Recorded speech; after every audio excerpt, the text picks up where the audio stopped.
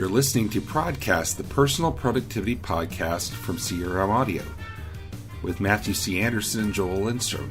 This episode is brought to you by Dynamics 365 User Group. D365 User Group is the user group for Dynamics 365 and CRM community. It's powered by users for users and specializes in the delivery of member-driven education, networking, and events to help you maximize your current Microsoft Dynamics investments. And remember, coming up next week on the 7th to 9th is the virtual summer camp for customer engagement for service. This 3-day event, virtual event, is free for members, and basically you're going to learn everything you need to know about project service, field service, and customer service. So be sure you go register. We'll put a link in the show notes. We thank Dynamics 365 User Group for sponsoring ProdCast, the personal productivity podcast from CRM Audio. So Matthew, we're getting into conference season now. I don't think you were at the Business Application Summit. I was just there. It feels like I just came back from it, actually. Yeah, right. No, I missed that one, but the week before I was at Inspire and Ready, which is the Microsoft internal one. So It was a good busy couple of weeks there. Yeah, we had some really good conversation with people from the Microsoft product team, like Charles Lamanna and Shilpa and Srinivasan, and we got some really good episodes. So we got enough content for 3 or 4 weeks out of it, I think. I'm glad to hear that. But yeah, so then we got Ignite. I'm going to Ignite, and we have CRMUG. Yep. Not too long after that, we just in the Dynamics world anyway. There's a lot of conferences going on. So, which ones are you going to go to, and how do you plan your strategy for what you take in? Yeah, so I have a couple coming up. One is we have a Digital Transformation Academy, which is for Microsoft and partners to be able to connect and plan, and as well as get some industry and product-specific stuff. And then, of course, Summit coming up in Phoenix. That's going to be a good one. But, right. For me, as far as prep, there's a few things a few categories that things fall into that are important for me. The big ones are kind of choosing sessions, so the entire process of getting that choice pulled together, and then choosing some of the things around that, which is choosing hotel and getting some of that stuff planned, and how you can be more productive when it comes to that. And then kind of when you're going into sessions, I don't know about you, Joel, but for me it can get pretty long as you're going through that week and making sure that you're doing the things to be the most productive and not waste your effort and energy. I'll use the recent Business Application Summit as an example. Mm-hmm. I wasn't speaking, which a lot of times when I go to CMG, I'm speaking, and I think that's a whole topic in itself. Productivity when you're speaking, like how absolutely. you. Because right now I'm starting to freak out about my sessions for the D3 for the CMUG Virtual Service Summer Camp next week. But I used that pressure and got my session right. But anyway, as an attendee, here's one thing I would say is if you're going with somebody else from your team or your company, divide and conquer. Mm-hmm. Sometimes I see mistakes people do is they're there with 2 or 3 of their coworkers and they all go to the same sessions. I think that's a wasted opportunity because you could split up. You could each take in a different session, and together then compare your notes about what do we need to pay attention to, what do we need to know. And I think it really depends on why you're going too. If you're going, sometimes you're going to network with people, and you're going to meet people, or maybe you're a business owner or own your own practice, and you're trying to attract customers. And there you might not be going to many sessions. You might be more focused on the social events. But for people who are more of users and administrators want to learn something, I would say look for areas that you're not familiar with. Look for areas that you don't know about. Don't just go to things that you're comfortable with. Go outside, because even things that are maybe not exactly in what you think your wheelhouse is, you'll learn things and you may be surprised. Yeah, I tell you, I went to a session back during Inspire and Ready that was all around the concept of kind of identity management, and it was certainly for an audience a little bit different from from somebody of my own background, but it's really as you're using online services, specifically those around the Microsoft stack, getting that identity management part right, especially for folks who are coming from, an on-premise world. It's just having that reminder of what it's like as people are making that change was, a really good session for me to be able to take in. So I totally agree with kind of going outside of the box of things that you might think are interesting.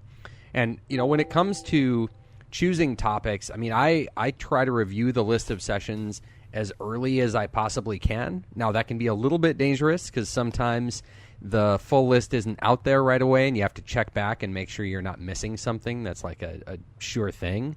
But looking at that as early as possible and trying to look for me, are there new or unique topics that are out there? There are some that seem recycled from year to year, and those can be really good. And if you haven't seen them, go check them out.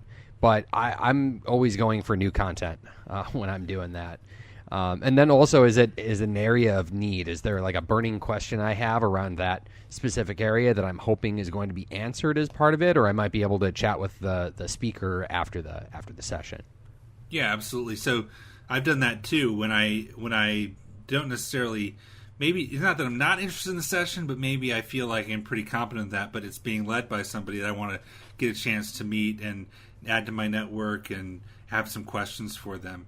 That's a good reason to do that. But it's the frustrating thing about conferences is I know many people can't get totally away from work. It's not a vacation, and you still got meetings you got to do. That's one thing that I try to be sure that I wipe off every meeting that I can before, knowing that urgent things will pop up, and I still have to answer my email. I had a couple sessions I missed at the Business Application Summit because we had a really important call that I just couldn't. I didn't want to say I can't do that because that could have impacted my business. Yeah, well, and I come at it typically from the sales business development side of things, and there's always those kind of side meetings trying to meet with a prospect, someone I'm working with, or an existing customer. Maybe we're having coffee, maybe we're having a drink, and that might be happening during one of the sessions that I actually want to go to. So trying to find that balance and make sure that for me, that I'm getting the content out of the conference that I want to get while still kind of nurturing that other side of it. Right. And the other thing is, especially Microsoft conferences, generally all the sessions or many of the sessions are recorded and available for free on the web afterwards. All the sessions from the Business Applications Summit are out, and there were a few sessions that I couldn't get into because the room was full and they shut the door. But I knew that I could then go and watch, and I've subsequently been watching some of those. I'll put a link in the show notes, but there's some really good sessions about unified interface for Dynamics, sessions around the new update cadence, things like that. I've been sending to customers who weren't at the conference saying, hey, you got to watch this. This will rock your world. Yeah, well, and that actually hits another concept is when trying to pick which sessions to go to, kind of culling through the list, hands-on labs, if there are any hands-on labs that are offered at a conference that way, oftentimes there's not a lot of value in the recording, and they're tougher to track down the specific resources you need for that hands-on lab after the fact. So I prioritized for my last conference a few different hands-on lab sessions just so I could roll up my sleeves and do the stuff and have the committed, hour, 2 hours. It was even 2.5 hours for one of the sessions to go through some, good blocking and tackling hands-on labs. And they'll typically have, floaters going around the room. So if you get stuck at something, it's that great opportunity to have someone come and just give you that little nudge so you don't have to go pause what you're doing, go search, docs.microsoft.com or, do a search across blogs or the community or that kind of thing to figure out if someone ran into that problem before. So, great one. I highly value that time. Right, yeah. Not that I don't want to watch a video of Ben Vollmer walking around a room trying to set up connected field service on 80 different laptops, but I can only take so much of that. Some pretty cool IoT device cases though coming out of the fold, Ben.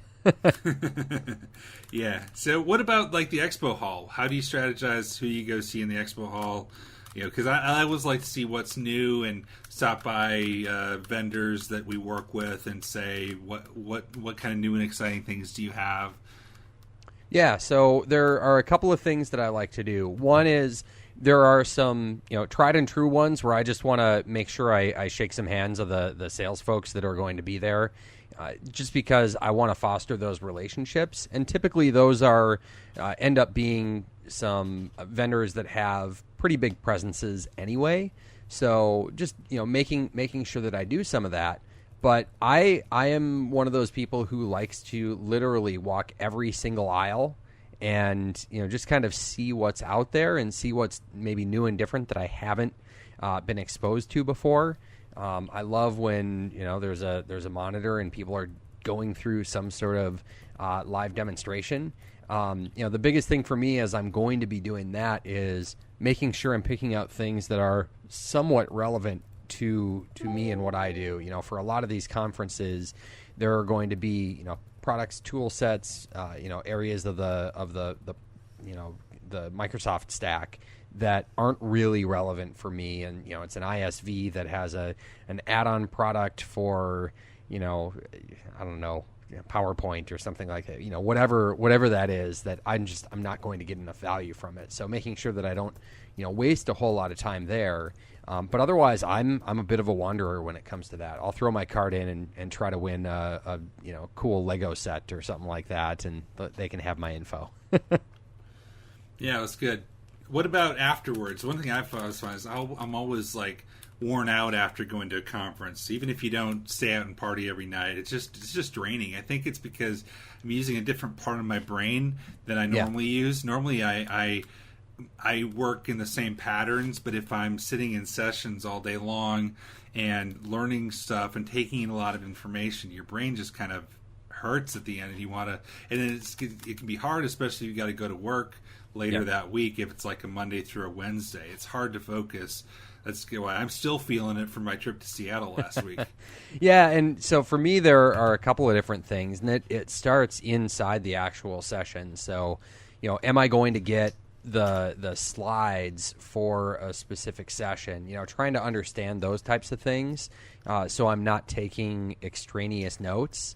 If I am going to get slides after the conference or they're going to be available for download, I will still end up pulling out a notebook and handwriting some notes, but they end up being the most important notes or specific things that I want to go back and look at and find later, and really make sure I understand it or I commit that part to memory. So I actually have in the back of my main planner, I will kind of take handwritten notes there, and I try not to do too much of it inside of, say, a OneNote while I'm live inside of sessions, because I feel like that distracts me more from the content, and I have a harder time with recall later on. I would rather, be in sitting there and engaged in the session and try to sop up as much of that as possible, and then after the fact go back to those notes of the few key things that I start. I want to make sure I download that utility that somebody had mentioned, or I check out a link that I wanted to spend some time on later, and so forth. Yeah, how about you? Yeah, well, one thing I find is trying to be disciplined, that every time they put out the chocolate covered bacon, which they actually had at one conference recently, or cookies or soda, that I don't need to take some of that. I take a water bottle, try and drink a lot of water, try to pace yourself so you're not staying out till 2 o'clock every morning with your buddies you only see once a year at CRMUG Summit, I tip my cap to you if you can turn that one off. I'm perennially, or I guess every conference, that guy who's out till 2-3 in the morning. But the important thing is making sure you're there for the sessions bright and early the next day. I don't know exactly what it is that lets me kind of just turn that back on. I feel very fortunate to have that, and maybe if I couldn't, I wouldn't go out quite as late those times. But for me, it's coffee, sparkling water, and I definitely stay away from. I haven't seen chocolate covered bacon, but I don't do a lot in the way of the big heavy pastries and that kind of thing. But in your defense, you do some of your best dart throwing at 12:30 in the morning. It's true. Speaking of which, what sessions what's your session at the virtual summer camp going to be? So I'm going to be going into queues and queue management and routing rules. So kind of blocking and tackling stuff on the customer service side or the core customer service side of things, not field service. Okay, yeah, that's good. I'm going to be doing voice of the customer. Oh, very cool. Very cool. I gotta say, since I've been preparing for it, the new version of Voice of the Customer and Unified Interface looks, I think, 50% better. All right. So there's a little tease for next Thursday. All right. Yeah, mine's next Wednesday. So okay, looking forward to it.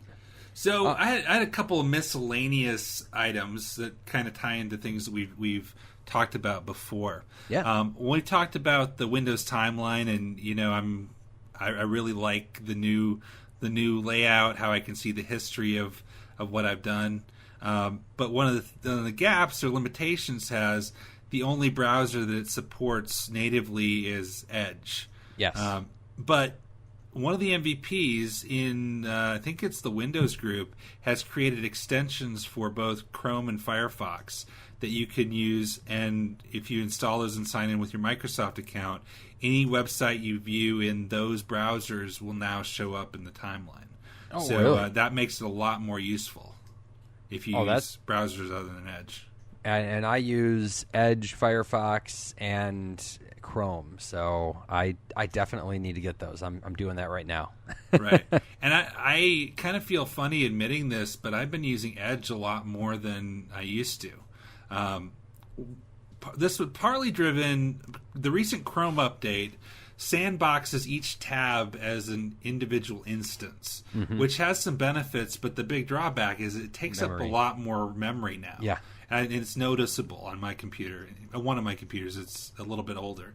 And so what I like about Edge, what I noticed, I hadn't been in the store for extensions.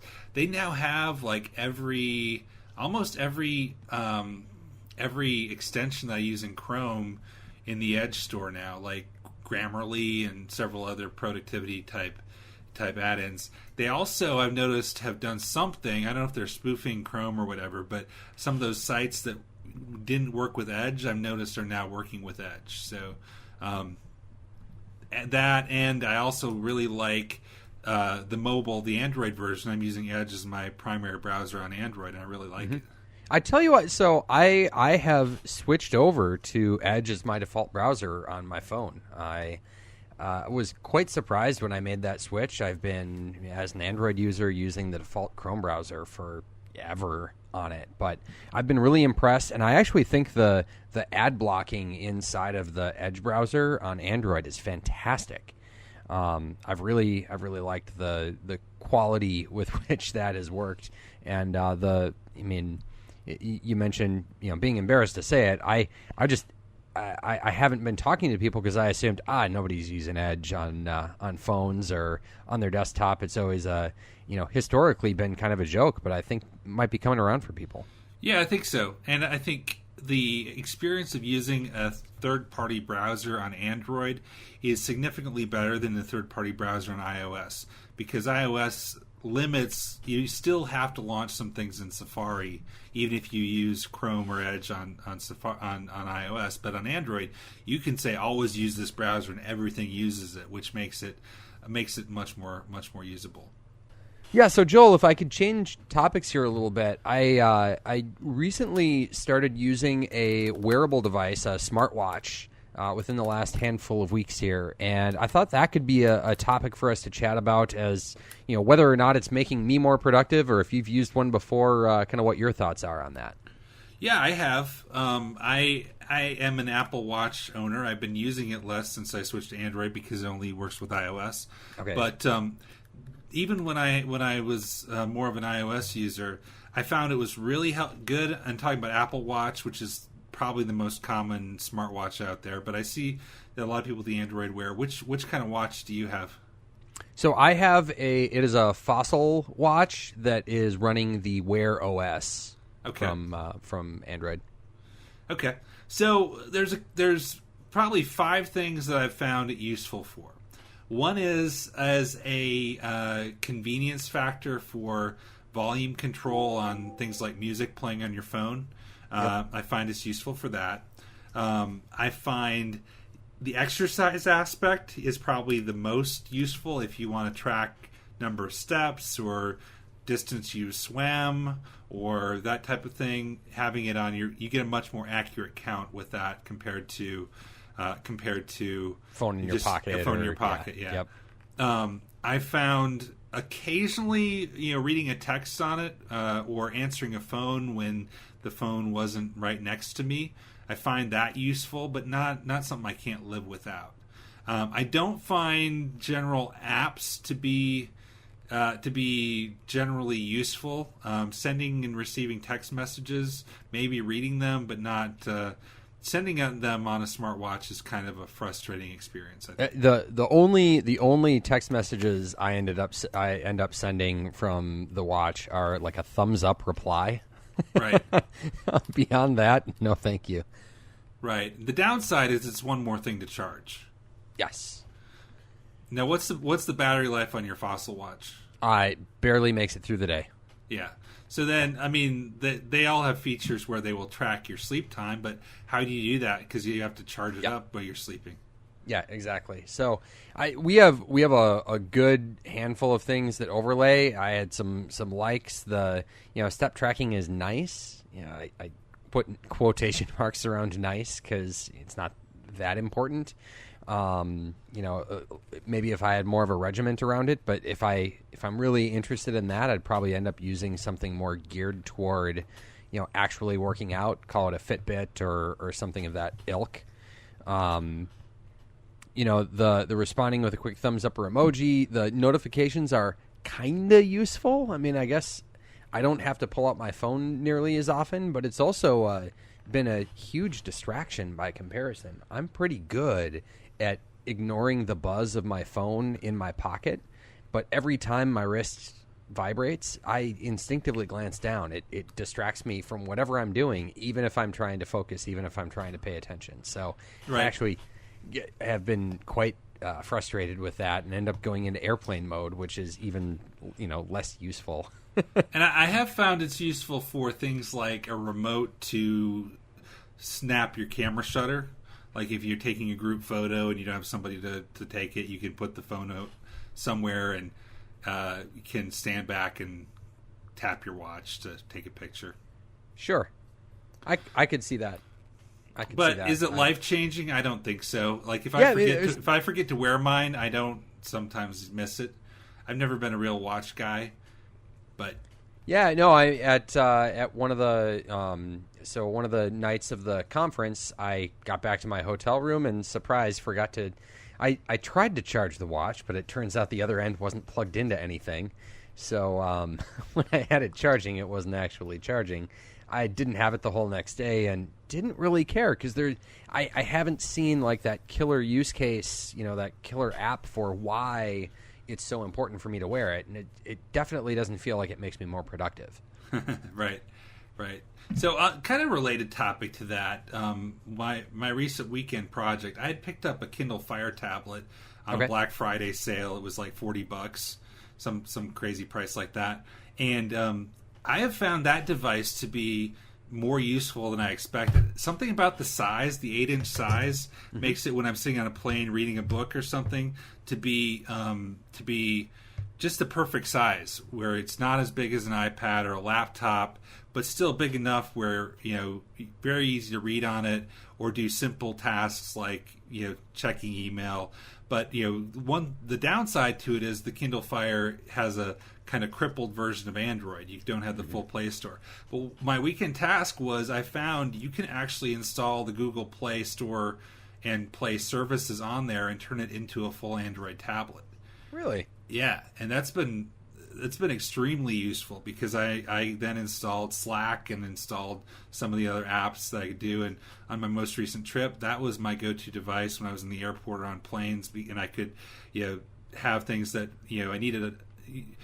Felt a little bit more productive than having a device the size of a phone, but not so big that I had to, whip out my laptop. Yeah. Very cool. I guess I'm just stuck in the Stone Age with just a phone and an iPad. Yeah. Can't just have one. There's no perfect device. I was proud of myself though when I went to the conference. I only brought one laptop with me. I didn't bring two. So.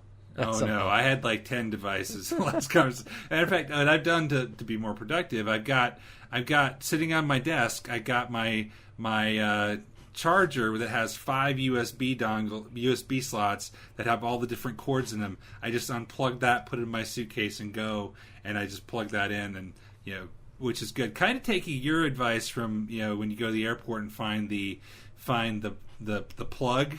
Mm-hmm. And everybody's standing around it. That way I can sometimes share a cord with my neighbor or whatever instead of just hogging the one outlet. Yeah, no, that's great. I recently got a version of that kind of splitter cable that now includes a USB-C connector as well, since my new phone is USB-C, not the micro USB. So right. I had to. I mean, not all of those free conference giveaways include that one, but actually at the last conference, I did find that tchotchke. So maybe as we talk about preparing as a presenter for a conference, we can also talk about finding the best swag. So on the USB-C thing, this is one thing that I'm a little bit miffed at my Pixel phone, which is it has USB-C, but what I found is not all USB-C accessories are equal. Now, things like chargers, generally, yes, they will work, but things like headphone jacks and dongles are really picky. And if you just buy one for monoprice or whatever, chances are it's not going to work. Interesting. But, the one that came with the Pixel works, but if I went on Amazon and bought like 5 or 10 dongles because I'm always missing one, and they didn't work. They would charge, but the sound wouldn't come through for the headphones. So it seems like there's some specific thing. And I've noticed like other devices like the Nintendo Switch that also uses USB-C. Some of the accessories and cords I use for that don't work with my phone. Right on. So I guess on my phone I don't have to use a dongle for the headphones, which is probably the most likely thing I'd need for. So you still have a real headphone jack? Yeah, I still have a real headphone jack sitting on the phone. Nice. Yeah, it was a. You have the last one they made, like the last headphone jack they ever made, probably. Probably, and I'll hold on to it until I guess I break this one like I did the last one. Let's hope that's I get at least a year out of it, right? Or your kids will break it. Oh, fair enough. They've been pretty good with that kind of stuff. Though I tell you, total sidebar, one of my daughter's favorite things, I gave her my old iPhone 3GS to hold on and play with like it's a phone. It's never been charged in her possession ever, but she walks around with that thing like it's the most important piece of technology in the world. Wow. Oh, to be 2.5. Yes. It's fun. All right, well, this is great. Now I feel all ready to go to conferences and be productive. All right, sounds good. Well, good luck with the virtual service summer camp next week. This has been ProdCast, the personal productivity podcast from CRM Audio with Matthew C. Anderson and Joel Lindstrom. Follow Matthew on Twitter at @MCAnderson or on his blog, connectingthedata.com. Follow Joel Lindstrom on Twitter at Joel Lindstrom. ProdCast and the rest of the CRM Audio Network are available on iTunes, Google Play, Spotify, and anywhere else fine podcasts are available. This podcast is a production of Dynamic Podcasts, LLC.